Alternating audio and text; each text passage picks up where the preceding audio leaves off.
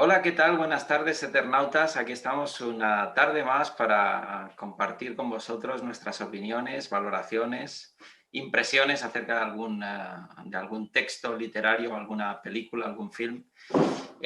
Hoy nos encontramos con los habituales. Después de cierto tiempo desapareció Matías Néspolo. Me ¿Qué alegra tal? Buenas tardes. reencontrarte por aquí de nuevo, Un bien placer, reencontrado. un placer estar de nuevo, de vuelta. El infatigable Lázaro Cobaldo, no falta una, él siempre está ahí. Buenas tardes, Lázaro. Hola, buenas tardes.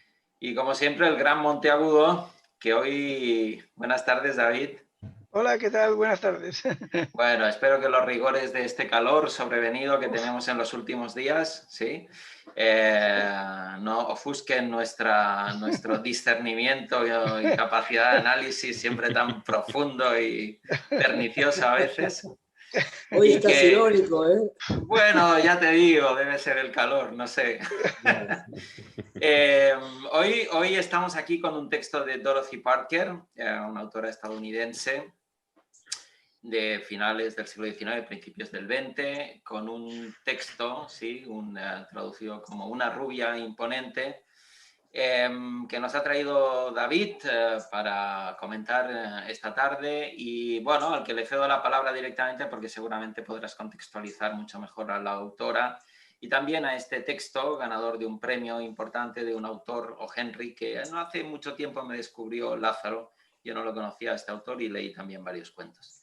Pues, ¿qué nos ¿a cuál perdona, que no te escuché. ¿A qué autor te refieres? Sí, cuando me descubriste hace, no sé, unos meses, me hablaste de un autor americano, O. Henry.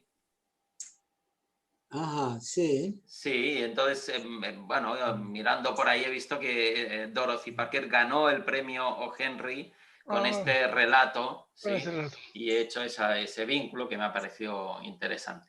Así que, David, el ruedo es Vale, para ti. muy bien. ¿Y qué nos cuentas de este texto? ¿Por qué lo has traído? Vale. ¿Qué bondades nos vienes a mostrar o a reflejar? Bueno, en el caso del texto este, habría que decir, aparte de las muchas bondades que tiene, algunas maldades, porque está escrito con bastante mala uva, yo creo, entre otras cosas, pero es un cuento estupendo. Yo creo que es un cuento muy bueno. Y si lo he traído aquí, pues ha sido simplemente porque yo tengo un libro del que ya he hablado en otras ocasiones, que es una antología del cuento norteamericano, que Ujú. va desde los primeros. El primer cuento que sale es de el Washington Irving, el Rip Van Winkle y tal, hasta gente muy contemporánea, ¿no? Es una antología que está recopilada, hecha por Richard Ford, otro gran cuentista. Otro grande. Entonces yo simplemente, si he escogido este cuento, es porque entre todos los cuentos que yo leí en el libro ese hace ya unos años, porque es un libro, esa recopilación salió a principios del siglo XXI, y entonces fue cuando yo la compré y cuando la leí.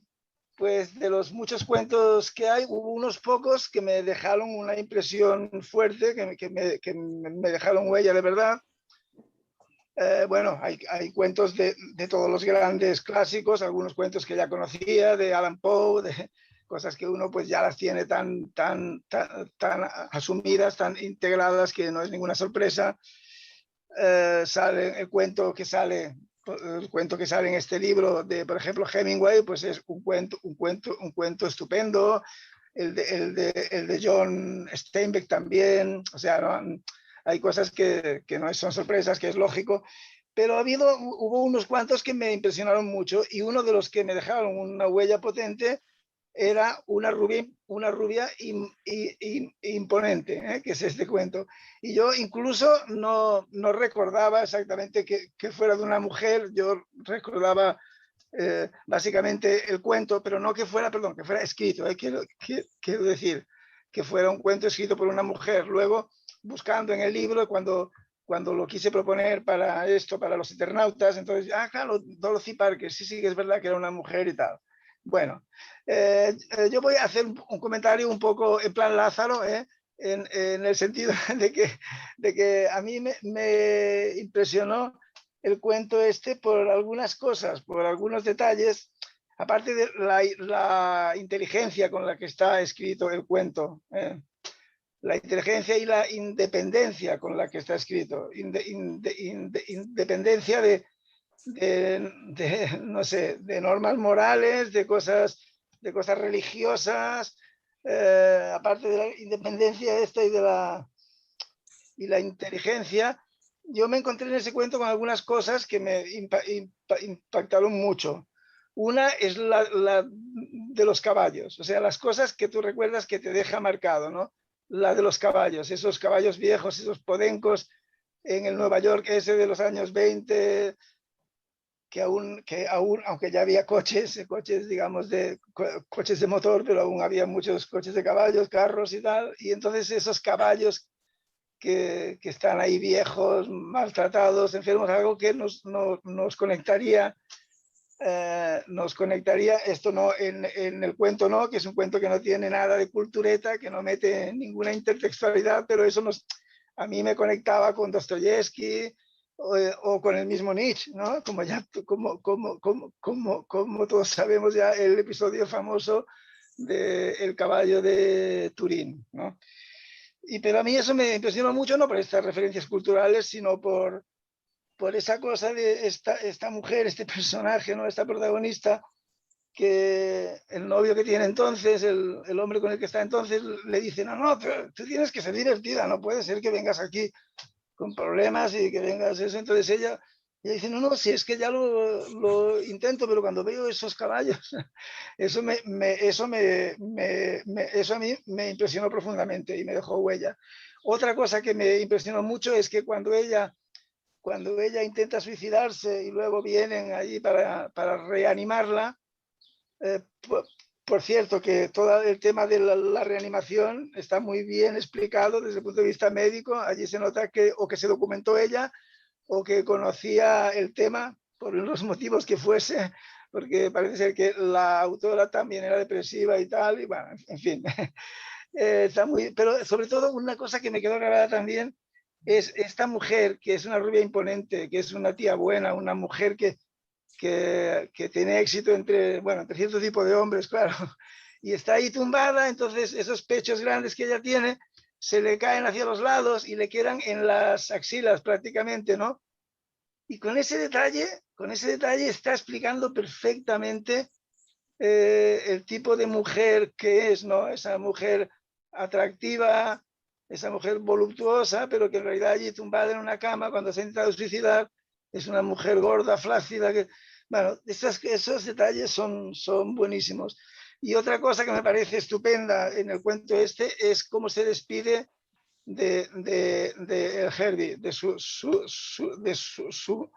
primer marido, no, su único marido, el único con el que estuvo casada y la que le da además el apellido Morse, de las mujeres anglosajonas, pues ya se quedan con el apellido de el marido para siempre. Entonces la protagonista, ¿cómo se despide del Herbie este, ¿no? Cuando se marchan? Ese pudor que ambos sienten, porque lo saben todos, saben lo que está pasando, pero no. Y se despiden dándose la mano, que es una cosa impresionante, ¿no? Que a mí me dejó una impresión fuerte, ¿no? Incluso él pide disculpas porque dice, tengo el guante húmedo, o sea, ni siquiera se quita el guante, ¿no? Es una serie de detalles que para mí son certeros y son de eso que va justo al meollo de la cuestión, ¿no? Entonces, bueno, yo creo también que es importante el explicar. Yo no voy a contextualizar mucho, quizá en todo caso vosotros comentaréis cosas, pero bueno, la autora, yo creo que es significativo decir que era una mujer en esos años 20, 30, porque bueno, ella nació a finales del siglo, pero bueno, su actividad fue en el años 20, 30, incluso más adelante. Y una mujer judía, pero que ella, por esta independencia que digo yo, ¿no? Por esta por este carácter indómito que ella tenía de no pertenecer a nada, pues ella decía que lo de ser judía se le hacía un poco pesado. Es algo como muy terrible, ¿no? Que te marca y que te obliga a demasiadas cosas o que te determina demasiado. Entonces ella dice que ella siempre decía que por lo que se casó, ante todo es para cambiar de apellido, porque ella se apellidaba Rothschild, como el célebre multimillonario que era el más multimillonario de principios del siglo XX. Entonces, una mujer muy independiente y una muestra, yo creo, de que en cualquier época, en cualquier momento, pues una mujer con auténtica ansia de independencia y de eso, pues es una mujer que ella trabajó. Ella trabajó en el Vogue, en el New Yorker, en revistas muy potentes, que entonces había mucha actividad cultural y se ganó la vida ella con su trabajo escribiendo, y además le gustaba mucho el trato con otros artistas, con otros pensadores, con gente interesante, y tenía montada una tertulia particular, ahora no recuerdo porque no me lo apunté, que tenía el nombre del local en el que la hacían, en donde iba, por ejemplo, el Harpo Marx, que esa es otra cuestión, que aunque Groucho Marx es el que se ha hecho más célebre y el que posaba más de una serie de cosas, pero parece ser que Harpo era muy inteligente, era un hombre muy culto y que sin ser tan divo y tan eso, pero también una persona que frecuentó mucho el mundo intelectual y todo esto. Entonces ella es una persona que hizo lo que quiso, llevó su vida por el camino que le interesó, y bueno, y también una persona con unas contradicciones, con unas depresiones, con alcoholismo también, o sea, ella habla de temas que conoce, ¿no? Y en cuanto al cuento en sí, hombre, es uno de estos cuentos seco, austero, o sea, seco como una ginebra seca, como un whisky de Malta de la máxima calidad, una cosa que sin nada accesorio, ¿no? Ahí puro y duro te va soltando las cosas tal como... Y yo creo que, bueno, que es un cuento que dice mucho, ¿no? Y que nos está diciendo que incluso la persona menos sensible o más o más simple o con menos problemas morales o eso, pues hombre, al final hay cosas que no se pueden soportar, ¿no? Que acaba resultando insoportable un tipo de vida tan pobre, ¿no? Desde el punto de vista moral. Y este personaje, esta mujer que encima, es que claro, está muy bien porque es muy inteligente, ¿no? No cae en el exceso ni en la cosa fácil, ¿no? Porque es una mujer a la que todos tratan bien, o sea que no, menos algún momento cuando el otro cuando se emborracha y tal, pero en realidad no hay una cosa de malos tratos físicos, no hay una cosa, no, ella es una persona amable, una persona complaciente, y las personas entre las que se mueve, pues también sienten simpatía por ella, la tratan bien, no hay, pero claro, es una vida terrible, ¿no? Por la vacuidad tan grande, y luego el tema del alcohol, claro, que eso es el problema que está ahí como origen de muchos problemas, ¿no? Entonces, nada, no voy a decir más de momento, y tengo curiosidad por saber qué aportaréis vosotros al análisis de este cuento. Muy bien, pues Hombre. No sé si Matías, ¿no? Después de tanto Sí, tiempo. sí, por favor, si me dais la palabra, yo encantado. Pues Pues bueno, a todo esto creo igual, David, que has dicho muchísimo, que creo que has tocado casi todos los palos y has abierto un abanico muy grande.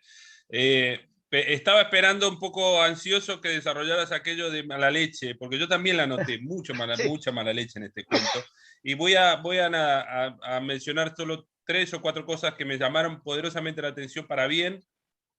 Es un cuento que no conocía, Había leído alguna cosilla de Dorothy Parker y la tenía en muy alta estima, pero este cuento, curiosamente, que creo que es uno de los más famosos de ella, más emblemático, no lo conocía, o sea que va por delante mi agradecimiento eterno, David, que me has hecho conocer este cuento que es realmente es perfecto, y yo entiendo las razones por las que se ganó el premio Henry y demás. Y voy a empezar por allí, por eso que no desarrollaste, para ver si coincidimos o no, pero que a mí me llama la atención la mala leche que encuentro. Creo que se basa, y ahí ya me meto en el ajo, creo que se basa en un manejo muy eficiente y muy astuto del narrador. Ese narrador es en tercera persona, es completamente ajeno, jamás arriesga la posibilidad de meterse dentro de la cabeza de ningún personaje ni del personaje central, aunque está ligeramente focalizado. Está ligeramente focalizado, pero no se mete, no hace ni monólogo interior, ni indirecto libre. No conocemos los pensamientos de Hassel, ¿no? ¿Verdad? El nombre de pila, Hassel. Sí. Hassel. Es como un narrador externo, casi cinematográfico, y eso es lo que me llama poderosamente la atención, cómo juega ese narrador, que podemos pensar que está detrás la autora, está Dorothy Parker ahí trabajando, cómo trabaja o hace, trabaja o reelabora los tópicos. Es un cuento básicamente cuya materia prima son lugares comunes. Y eso es lo que me sorprendió muchísimo. Me llamó mucho la atención y me sorprendió el manejo de qué hace con esos lugares comunes. Esos lugares comunes, como todo grandísimo escritor, los transforma en lugares maravillosos, enigmáticos, indescifrables y realmente muy misteriosos y que acaban enredando la atención del lector. ¿A qué me refiero con lugares comunes? Ella es una rubia imponente, desde el título del relato, la Big Blonde, es una gran rubia, una rubia espectacular, y es una rubia tonta, que complace, que se ríe, que es despreocupada, que tiene una vida libre. Sus amantes, como por mencionar solo el primero, y la seguidilla de amantes que al final la mantienen y que tiene una vida completamente, como decías tú, ajena de encrucijadas morales o de reglas morales. Para mencionar solo el primero, es un borracho, y como borracho, que es bruto. En el fondo es un bruto, ¿no? Porque acaba dándole un guantazo, aunque tal. También. Pero con esos lugares comunes me parece que Dorothy Parker está creando otra cosa. Llega a una especie de preguntas sobre el sufrimiento, sobre el malestar de cada uno de los personajes. Incluso podemos pensar del primer marido de Hassel, que también es un gran infeliz. También sufría un borracho, es un fracasado, un borracho que no encuentra su lugar en el mundo, acaba yendo a Detroit, y así podemos seguir analizando uno por uno, desde la vecina a los distintos amantes que siguen en seguidilla, digamos, en cadena. Eso me pareció monumental. Hay otro aspecto que es muy bueno a nivel constructivo del relato, que a nosotros como escritores nos interesa, pero no quiero demorarme mucho, que ya lo has mencionado, que es el tema del caballo. La escena famosa de Raskolnikov cuando sueña y que el cochero golpea el caballo, que obviamente que luego lo retoma inconscientemente Nietzsche. Hace poco leía un texto de Piglia también que hablaba que Nietzsche en sus últimos días, cuando abraza al caballo en Turín llorando y demás, y que es el pasaje a la locura y el fin de la filosofía de Nietzsche, que lo que realmente hace es vivir sus lecturas, hace un bovarismo, lo que Madame Bovary, hasta mismo Nietzsche cae en eso de hacer. Sin embargo, con Dorothy Parker creo que eso lo trabaja como símbolo, como momento de quiebre, de fractura del relato. A partir de ese momento es donde ya teníamos esa presencia del dolor, del sufrimiento de ese personaje. ¿Por qué? Porque había como una especie de pasaje casi masoquista de su alegría, las risas de esa soltera que pretendía por todas se transforman en lágrimas ardientes que le dan placer, y sabe que le dan placer al momento de que se casa, ¿sí? Y ahí, a partir de ahí, es como una especie de pasaje, un giro narrativo. Es realmente muy inteligente el uso de esa escena a partir de ese... Yo diría que marca como una especie de punto medio del relato, un midpoint, ¿sí? Y a partir de allí ya tenemos hasta la resolución final. Y la otra cosa que quería decir, que me parece que es crucial en este relato, con respecto a esto de mala leche. Mala leche me refiero a que es un narrador que es por momentos muy misógino, por momentos muy implacable, impiadoso con todos sus personajes, todos, Con hombres, todos. mujeres, negros, lo que sea, es implacable. El médico también. Un médico, también el médico un es tipo un canalla infame. supino y está con su amante. Realmente es increíble es increíble que una personalidad con esa sensibilidad como Dorothy Parker, y que escribía en algunas revistas femeninas, no solo en New Yorker, y era una crítica literaria exquisita y demás, tuviera esa mala leche. Parece como tiene como una especie de motor Celine o Houellebecq, para traerlo más aquí, ¿no? Que está trabajando en su escritura y saca toda la podredumbre, la saca fuera con una limpieza, con una objetividad y con una tranquilidad increíble, y se queda muy Tiene un ancha. aguijón, Claro, exacto. Tiene un aguijón que está ahí, que no puede dejar de picar. Exacto, y perdón porque me estoy extendiendo mucho, pero lo último que me parece crucial, desde el punto de vista constructivo del relato, pero también desde el fondo, no solo desde la materia, como está. Hay un leitmotiv fabuloso, que es con el que brinda su primer marido, y así acaba el cuento, ¿no? Salud y dinero. Y ella brinda con varios de sus amantes con salud y dinero. Con esos pequeños detalles, no son los que mencionabas tú, que me parecen cruciales para definir los personajes, sino para definir la situación histórica, el contexto, la situación socioeconómica de ese Nueva York de los años 20, eran los locos años 20. Estamos bajo la ley seca.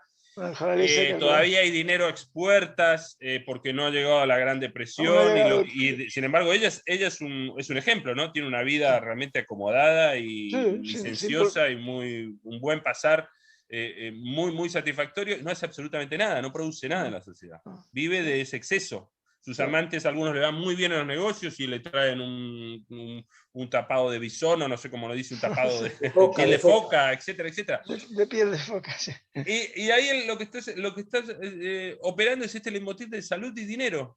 Sí. Parecería que ahí hay una crítica demoledora a esa sociedad hipócrita que va a durar lo que dura. Esos locos años 20 acaban en una especie de tragedia a nivel mundial, no solo a nivel de la sociedad americana con la Gran Depresión. Me parece que eso es lo que está ahí operando. Esa suerte de juego sin reglas a nivel moral, tan libertino o tan bon vivant, acaba de una manera casi vergonzosa, ¿no? Casi muy, no sé cómo explicarlo, pero me parece que ahí hay un dardo cargado hacia la hipocresía de esa sociedad capitalista en expansión, festiva, que lo único que estaba produciendo era, en algún cierto sentido, no solo pobreza futuro y malestar, sino que estaba produciendo infelicidad y dolor en el presente. Muchos de esos que parecían, de esos actores sociales que están allí viviendo la fiesta entre champagne, y lo que tienen es un dolor incontenible y adicciones y un camino de fracaso abierto. Y acaba así además el relato. Podemos pensar que ella sigue viva, pero sigue viva para entregarse al whisky, salud y dinero, ¿no? Y no quiero extenderme más, pero me parece ahí es el punto de la mala leche que me ha cautivado. Muy bien, pues siguiendo el orden habitual, Lázaro, tu turno. Bueno, me ha parecido buen cuento, muy buen cuento, que hoy voy a hablar poco porque realmente tanto Matías como David me han pisado los comentarios que yo podía haber hecho. Habéis hecho muy buenos comentarios. Y sí, lo único que quería mencionar es que es un cuento, una narración, yo diría, que va ganando fuerza a medida que se desarrolla, ¿no? Porque, digamos, empieza con unas descripciones y unas cosas así que yo no tuve que volver ahí para que no me terminaban de enganchar, pero eso nada más que unas líneas, la primera página en todo caso. Y después se va desarrollando y cobrando fuerza y te interesa ver qué pasa con esta chica, ¿no? Una chica que a pesar de todo, de las descripciones de cuando está en el sofá, con los pechos que se le van hacia las axilas y todo eso, pero no está descrita con absoluta precisión, y mejor así, ¿no? Mejor así porque, bueno, yo personalmente mi idea de la narración es que siempre hay que dejar al lector que vaya poniendo él sus caras, sus cuerpos, ¿no? Por ejemplo, no describe la cara, ¿no? Si tenía una nariz aguileña o tenía una nariz, era una chatita, ¿no? Ni los ojos, ni el color de los ojos, y uno se la puede imaginar, ¿no? Ya con decir una rubia imponente y que gustaba tanto a los hombres, bueno, parece que debe ser una mujer muy excitante, ¿no? Yo desde luego hice mi construcción de cómo podía ser y me resultaba muy excitante, ¿no? Pero sí, Ay, digamos, pillín. y bueno, y la verdad que no mucho más, porque ya habéis dicho, digamos, no, quería comentar, bueno, del cuento en sí mismo ya no tengo, yo suscribo los comentarios de David y de Matías. No, quería comentar, Dorothy Parker se reunía efectivamente en una tertulia, ¿no? Yo tampoco recuerdo el nombre del lugar, pero me acuerdo de las tertulias, que por lecturas, de la Algoquín, que era una... Sí, eso. Sí, Eso. y que también siempre las tertulias estas de escritores sacan esas maldades casi siempre inofensivas, no siempre, ¿no? Pero esas malicias más bien, ¿no? Así que, bueno, y esas tertulias, vamos, que a uno le hubiera gustado estar presente, a lo mejor quizá terminaría aburriéndose, ¿no? Igual que el circo de Bloomsbury, ¿no? De donde estaba Virginia Woolf. Y todo, Sí, el grupo Bloomsbury. Sí. Esas tertulias son... Yo digo que nosotros los eternautas tenemos que hacer alguna vez una tertulia de esas, así que... Porque, y así hablamos mal de los ausentes, ¿no?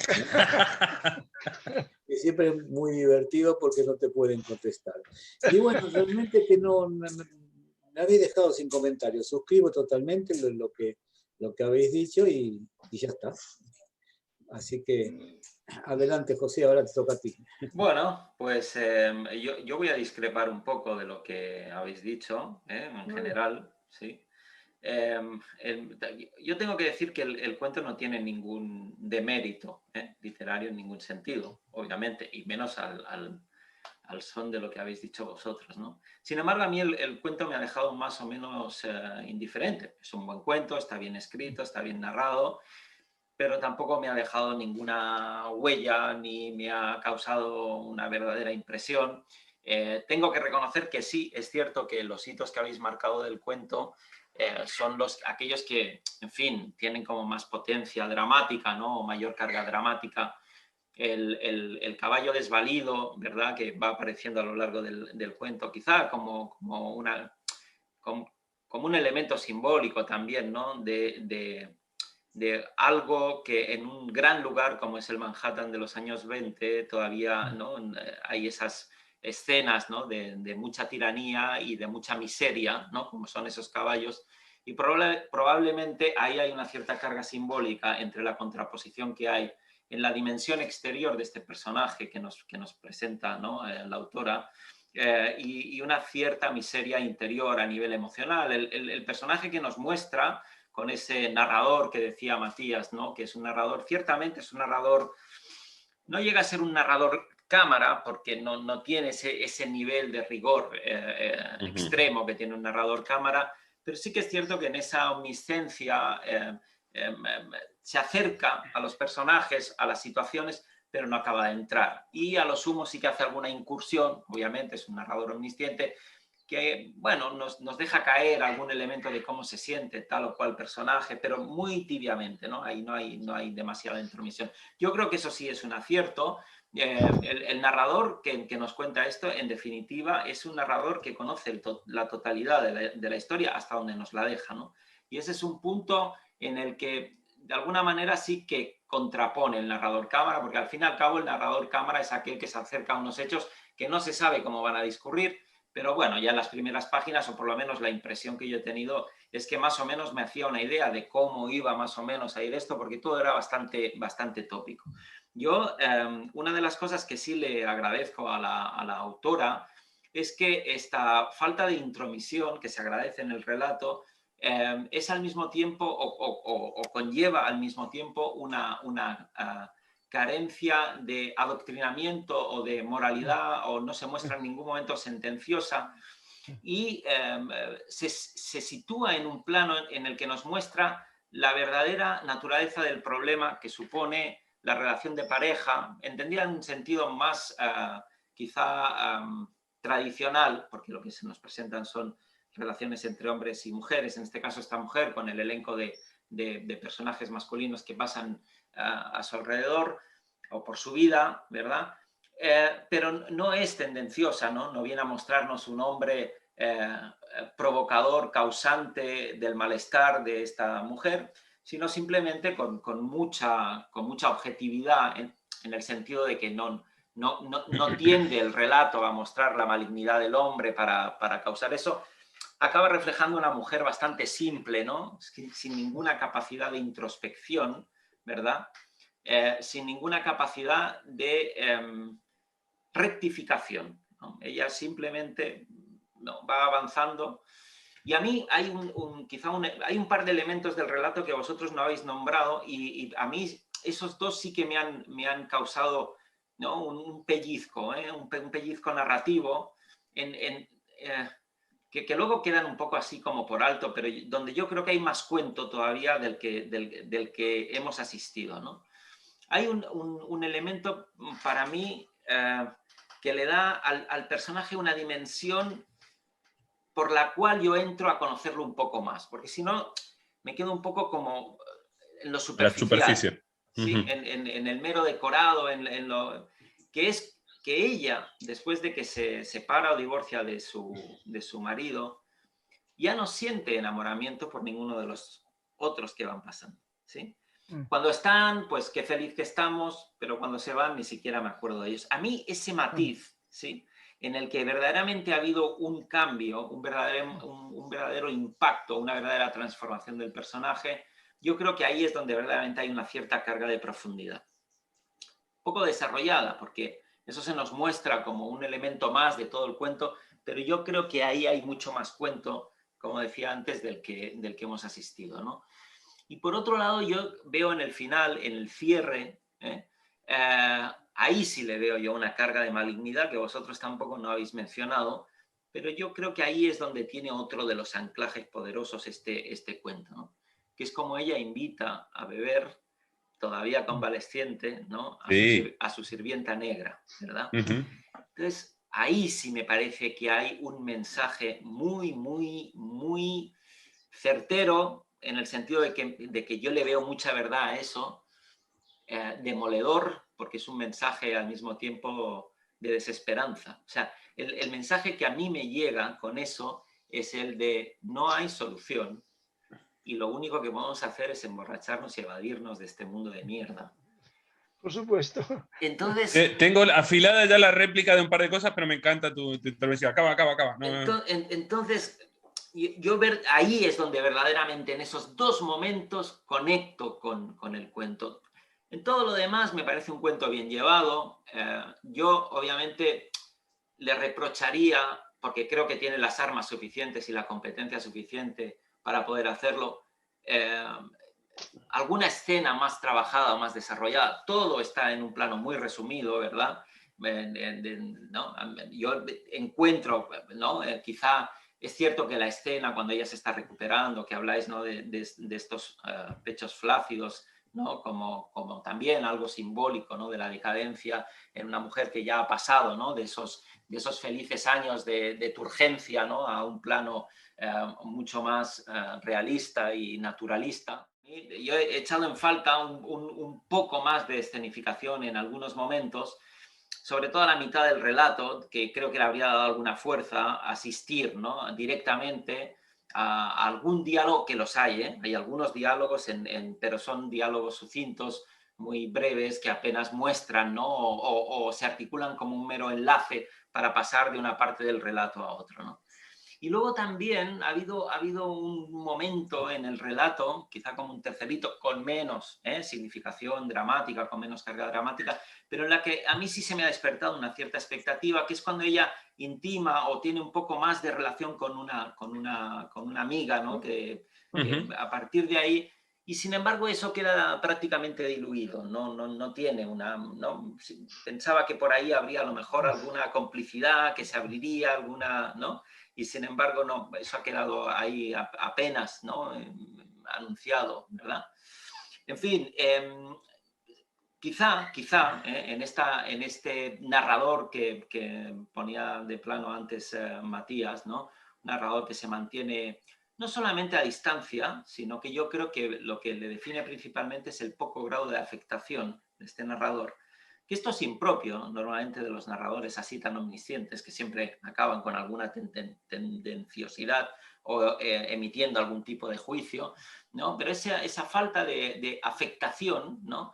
De alguna manera yo creo que también acaba contaminando al personaje principal, porque durante todo el relato, aunque ella muestra, ¿verdad?, en fin, este dolor, esta tristeza, este recurrir, sin embargo, la falta de respuesta, la falta de un contrapunto hacia el cual reivindicarse en contra de todo esto que le ocurre, es como si se hubiera contaminado, ¿no? O el narrador le hubiera inoculado una incapacidad de rebeldía o de... ¿no?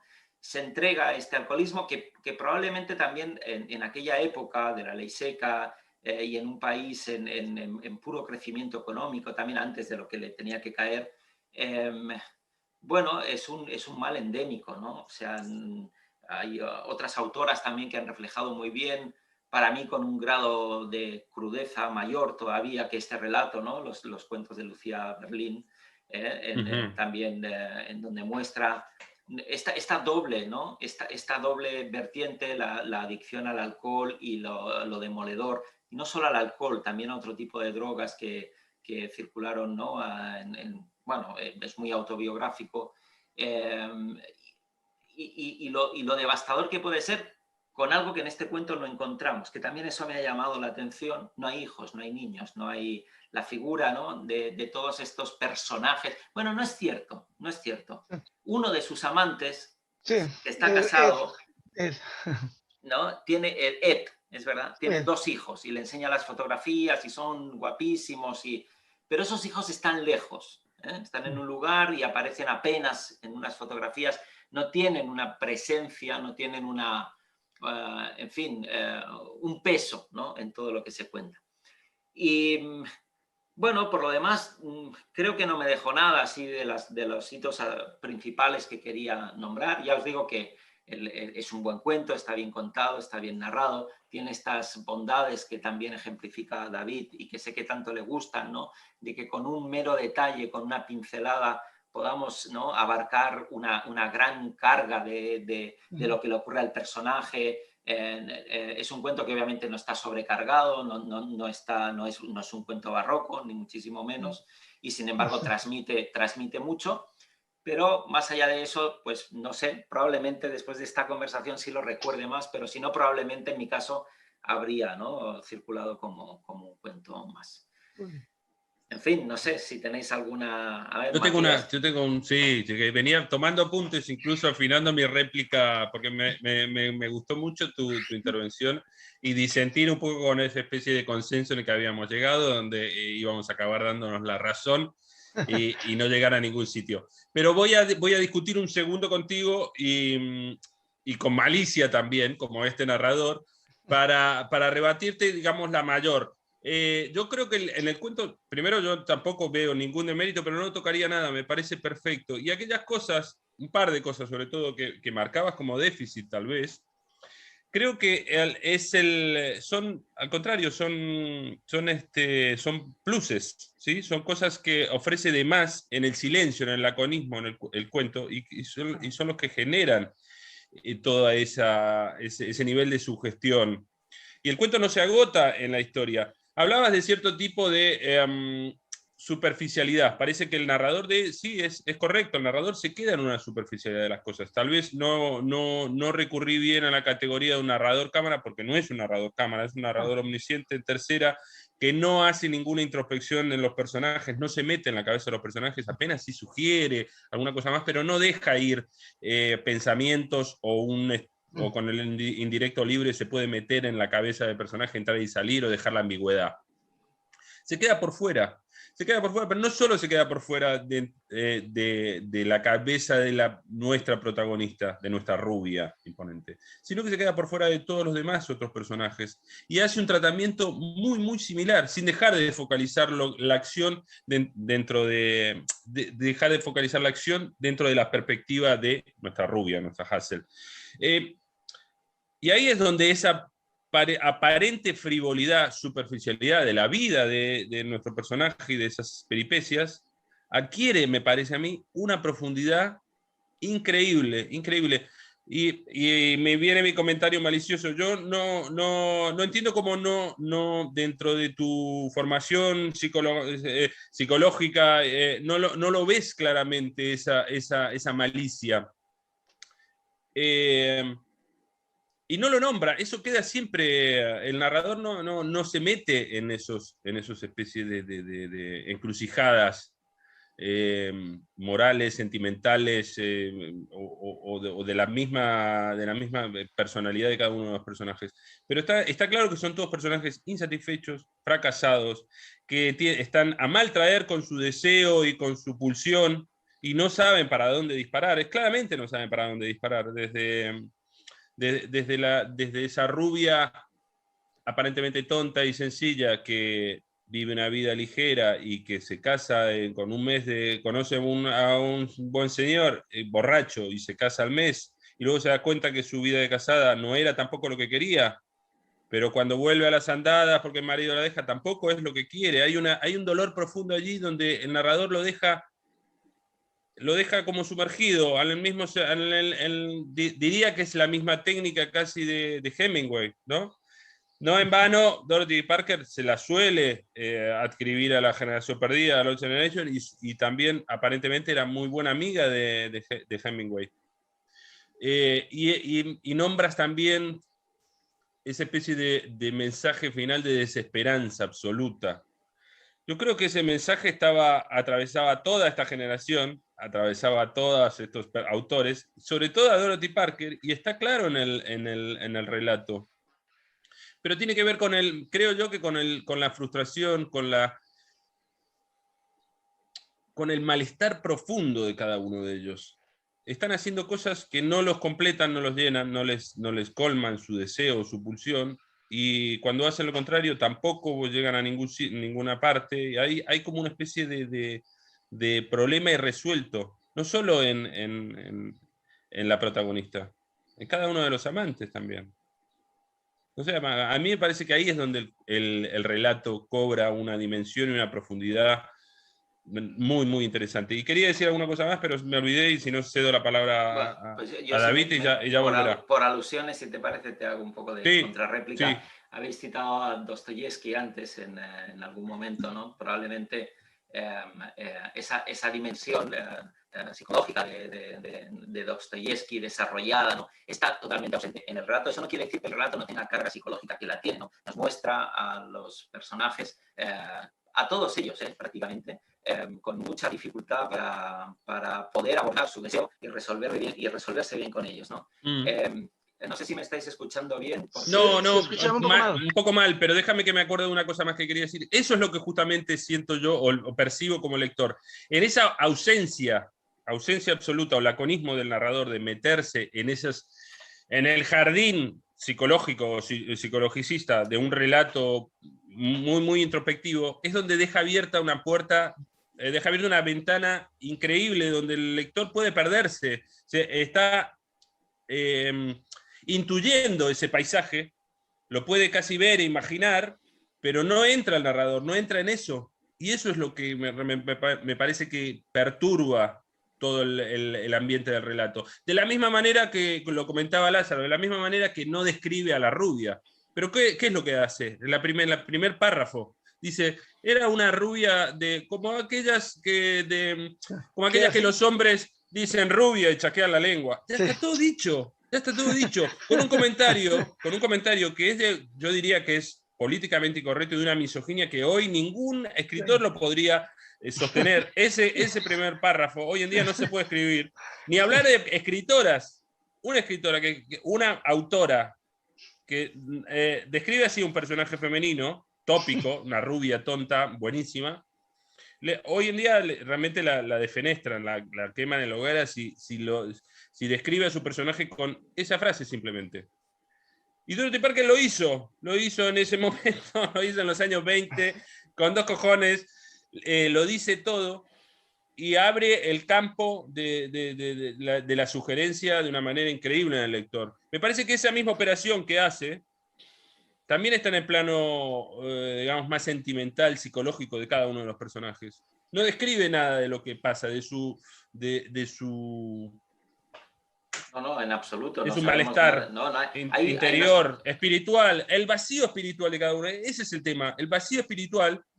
Hay una ¿sí? Para retomar el tema de la superficialidad de cada una de esas escenas, pareciera que todos son hombres huecos, para retomar el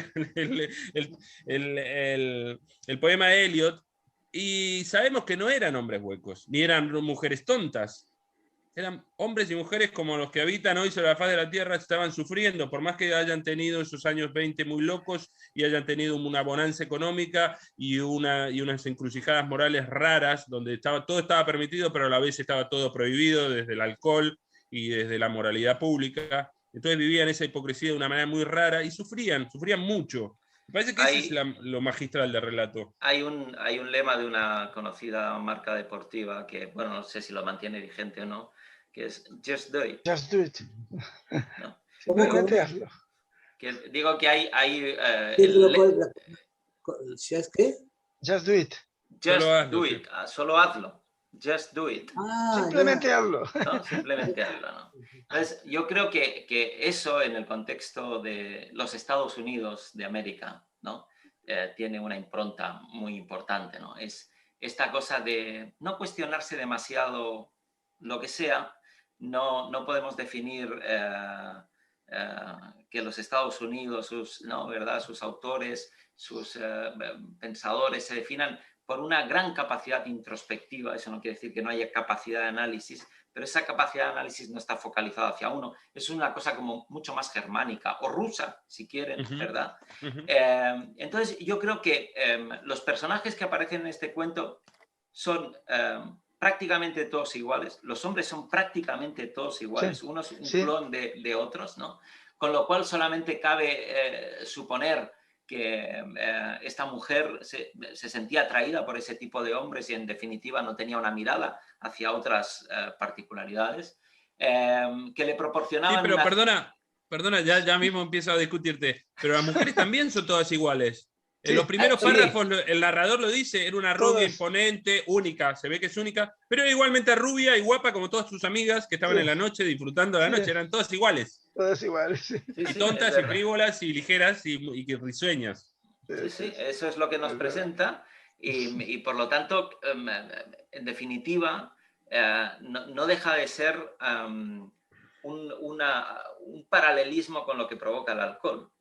El alcohol convierte a todo el mundo más o menos en la misma cosa.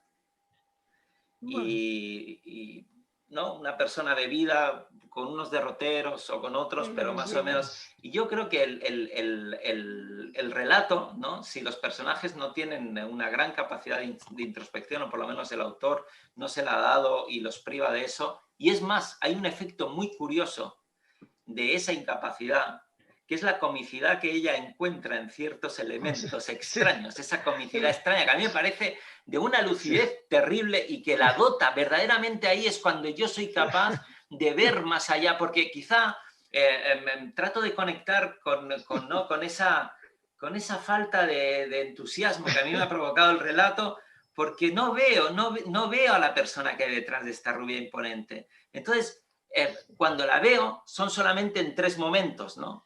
Uno lo habéis nombrado vosotros, ¿no? Que es en esa despedida con ese apretón de manos, que hay, pero es más que ella, es la relación esa en sí misma, en ese cierre, en ese fin.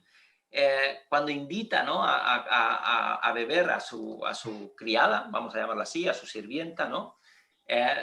Y luego esos momentos de comicidad extraña, ¿no?, que le provocan una risa, ¿no? Y entonces ahí, yo quiero seguir yendo por ahí, yo quiero ver más cosas y me quedo vetado, no hay recorrido, no hay... Y entonces, bueno, sí, la vi, chasqueé un poco la lengua, pero nada más.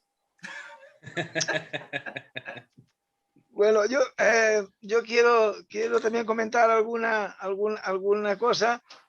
Alguna ya lo ha dicho ya Matías, en el sentido de que, hombre, yo sin llegar a decir, sin llegar a la afirmación de que es un cuento en el que no falta ni sobra nada, quizás para ser perfecto, pues quizás alguna cosita que es pura mala leche, pura mala intención, y que a Ojo, lo que mejor yo lo no que tiene... digo es que los cuentos imperfectos son los perfectos. Sí, Ojo, exacto. pero bueno, sí, no te interrumpo. Pero en cambio sí que creo que precisamente esa simplicidad, esa falta, esa aparente, el no profundizar, el no desarrollar ciertas escenas, dejarlas así apuntadas, eso para mí estoy de acuerdo con lo que ha dicho Matías, de que precisamente es toda la gracia del relato y que hay mucho detrás de toda esa aparente indiferencia.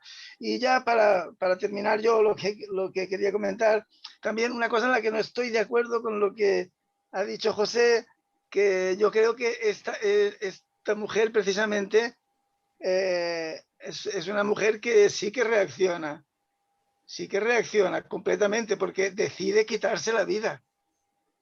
O sea, como no puede soportar eso, decide nada menos que quitarse la vida, yendo contra toda norma judicial, que está prohibido comprar esos productos, está prohibido suicidarse porque no se puede uno suicidar, en contra de la religión, de la religión católica o protestante, que el suicidio siempre es un tabú y no se puede.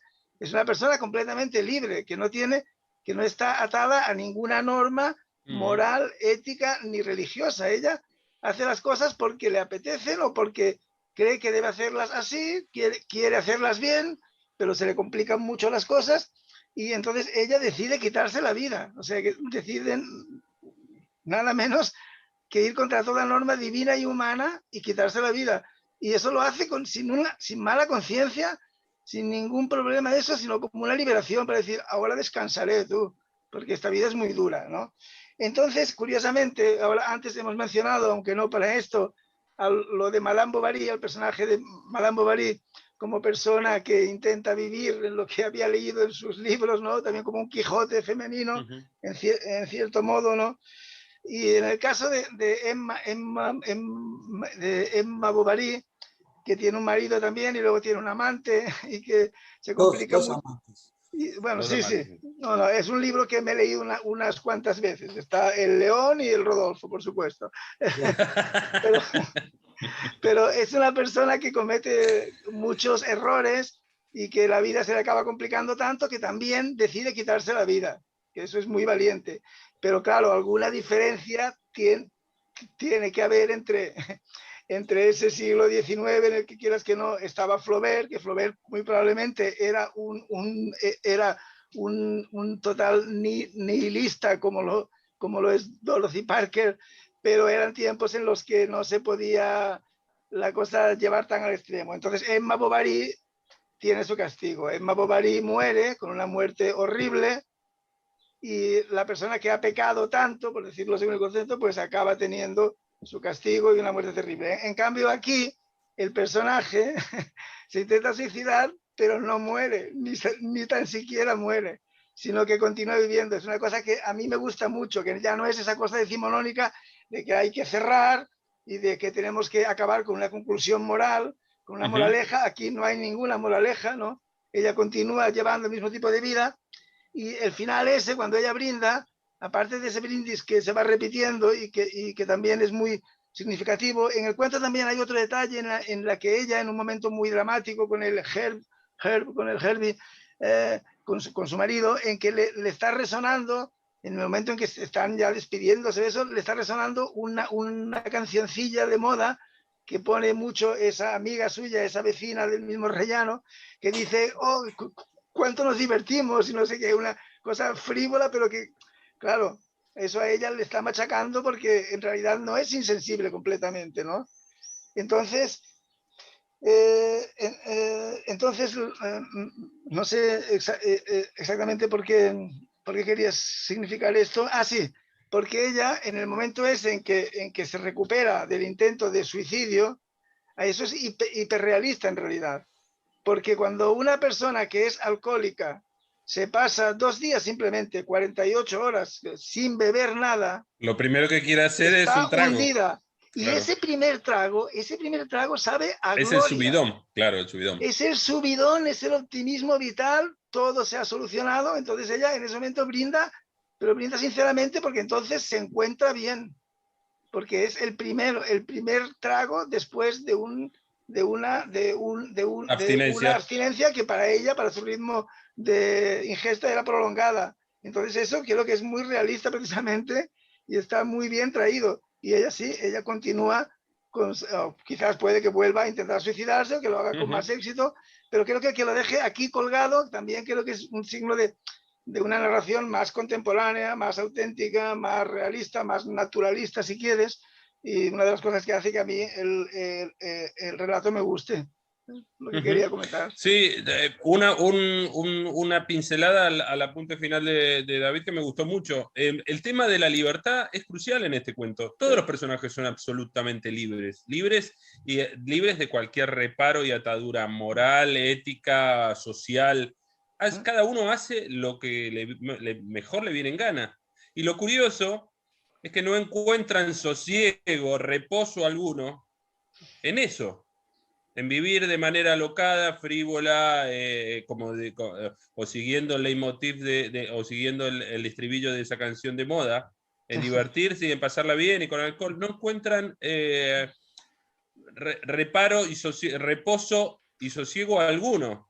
No solo ella, sino cada uno de los amantes. También. Uno se va a Florida, que tiene una familia. Si está también con su familia y sus hijos, ¿por qué esas noches de desenfreno en Nueva York? El marido que es borracho y quiere acabarse y a sí mismo pareciera. ¿Y por qué lo intenta de nuevo y se va a Detroit? ¿Por qué cada uno hace una cosa y la contraria todo el tiempo? Sí. Igual que ella, ¿por qué hace una cosa y la contraria? Y creo que ahí es tal vez la sabiduría del relato está en ese castigo final. Claro, no muere y sigue siendo absolutamente libre, una mujer libre, como en el comienzo del relato. Y tiene que hacerse cargo de eso y continuar con esa insatisfacción y malestar vital. Me parece que eso es el logro. Eso es una náusea existencial. Es una náusea. Un vacío muy grande, espiritual, incluso diría yo. Que cada uno es nauseabundo, es la náusea existencial, a pesar de lo simples que son y de los frívolos. Pero ahí hay una náusea. Perdona, es una tendencia muy de los relatos norteamericanos, que después también lo tenemos en Cheever, en Carver, ¿no? Es decir, personajes vencidos, escépticos, ¿no? Es decir, el mundo sin salida, ¿no? Nada, eso quería. Yo no sé si me escucháis, ¿se me escucha? Sí, sí. Lo que quería decir con este tema que ha abierto ahora, este melón que ha abierto Matías, que es el tema de la libertad, ¿sí? Yo ahí me vais a permitir, pero voy a discrepar, ¿eh? A mí me parece que la persona menos libre sería un lobotomizado, ¿eh?